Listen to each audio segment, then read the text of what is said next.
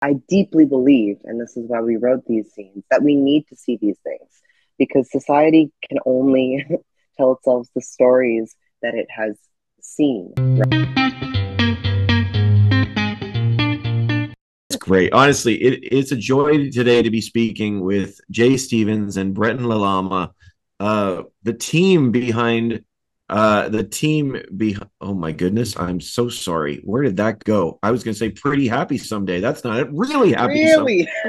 pretty happy Sunday would be a downgrade. That's adequately fine someday. No, the team behind Really Happy Sunday, which I absolutely loved. Thank you so much for the time. It is just a joy to speak with you both. Thanks, Steve. Well, I know that both of you had multiple roles in this particular, bringing this film to light. But where did the story come from? Jay? I was creating or I was writing a different feature film for a couple years and I hated it constantly. And I just was like, this is the idea of what I want to do, but something about it is not working. Um, and then our amazing editor, who's also my partner, Perry Voss, had told me to follow this person on Instagram that she thought I would like, and it was Breton. And then one day we ran into each other on the street, and I was like, Breton, because I kind of recognized him from Instagram, and he went, Jay.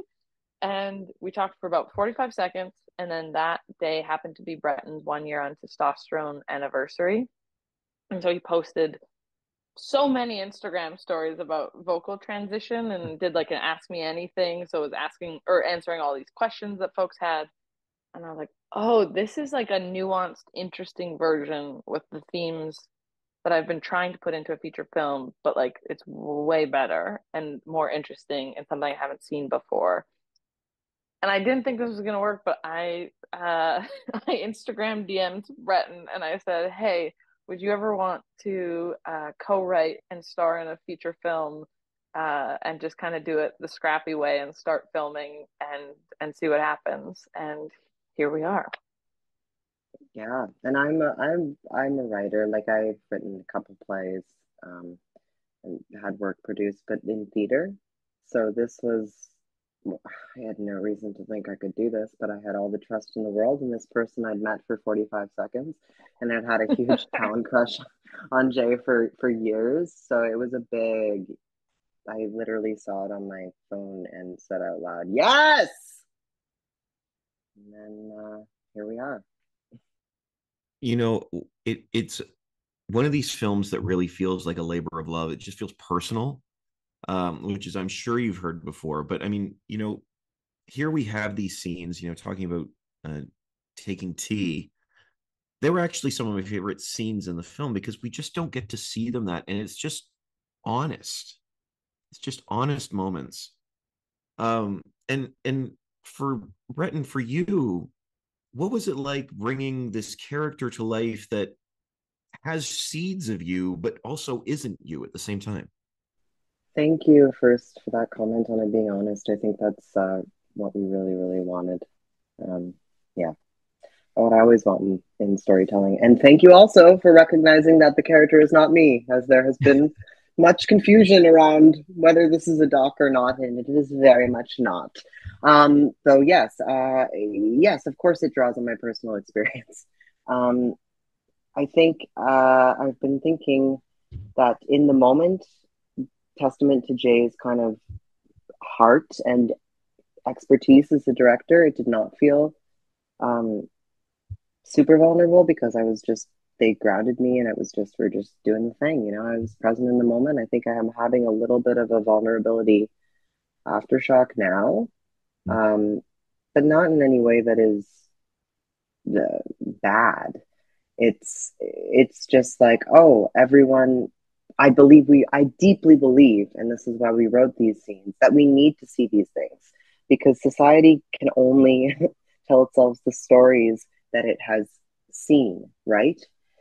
And I think that by seeing someone do their tee shot, that becomes a normalized act. It is not some scary or I don't know, off limits thing. It's just a normal part of life. Yeah, Jay. Uh, I was just gonna say politicized. Like I think it's so often mhm. politicized and people fear it, and I just think there's nothing there to fear, and so that's why we just put it on screen and without putting anything on it from a filmmaking perspective. I just thought it was important to see that start to finish and just be like, what are you scared of? Yeah. I actually hear this comment. People asking about it, whether or not it's a documentary. That's a testament to how authentic it feels. Like, there's no point in this where it just feels like overly dramatized. It just feels like we're following. Z is the character, I believe. Am I right on that? Z's life, and it's beautiful. It's beautiful, and I wanted to ask you because there's a really fascinating line within the script. Ask you both. What's the difference between being realistic and giving up? Because that was a very interesting dichotomy that comes up in the story. What do you think it is?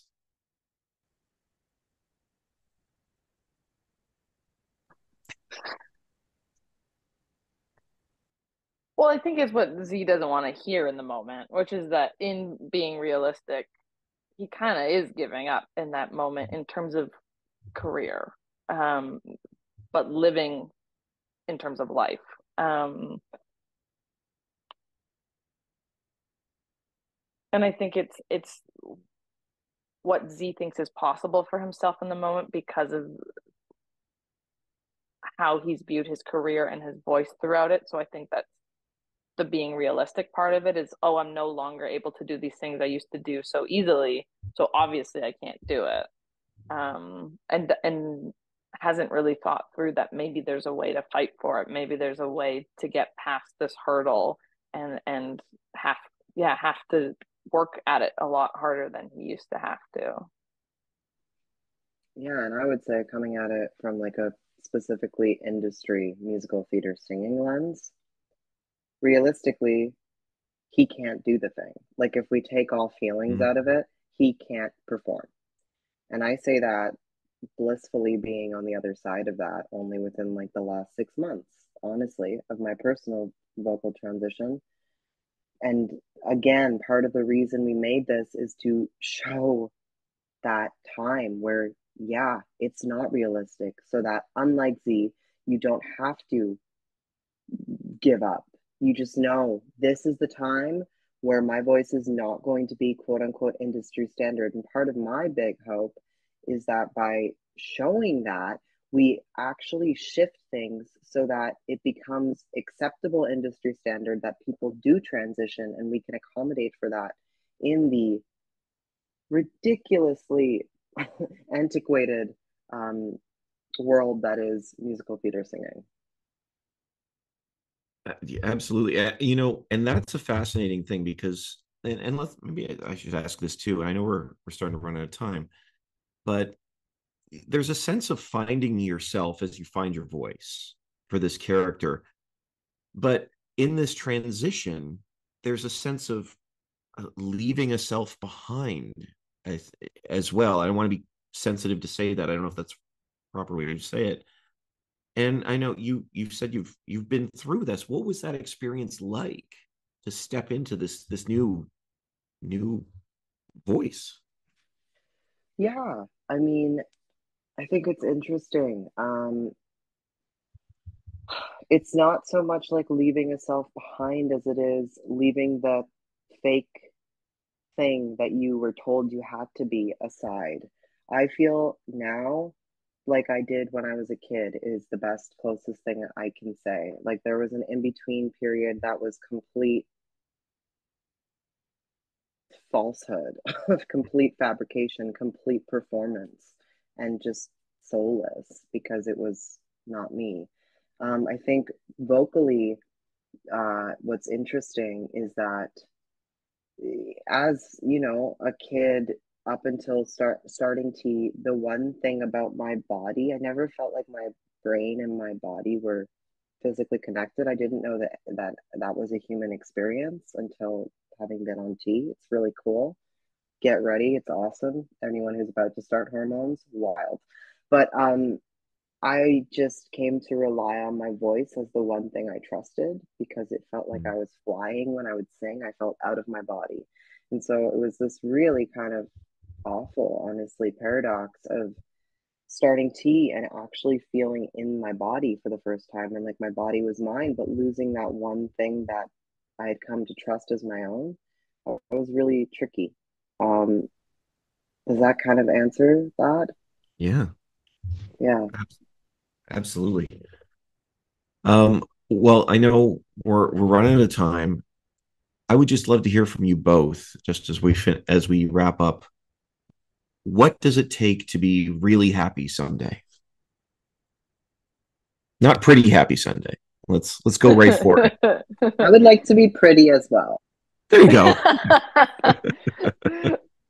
What does it take to be really happy someday?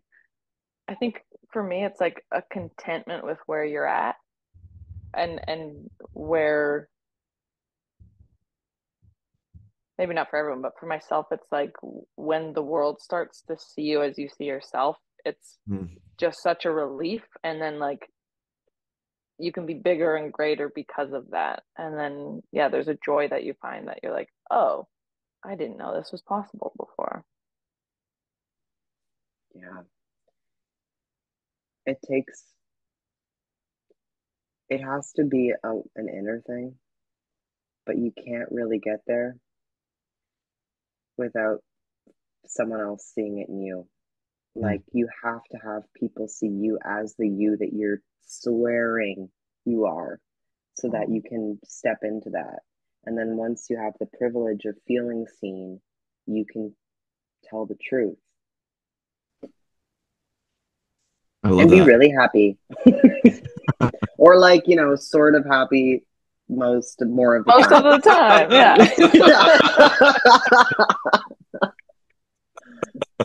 yeah. Sometimes happy on occasion is just not as catchy a Yeah, title. It's we tried it, but you tried to workshop some things. Yeah, absolutely. It's also someday, like we're leaving it vague, you know? It's like Yeah, we're not saying really happy at the end of this film. It's like no. we know it's possible.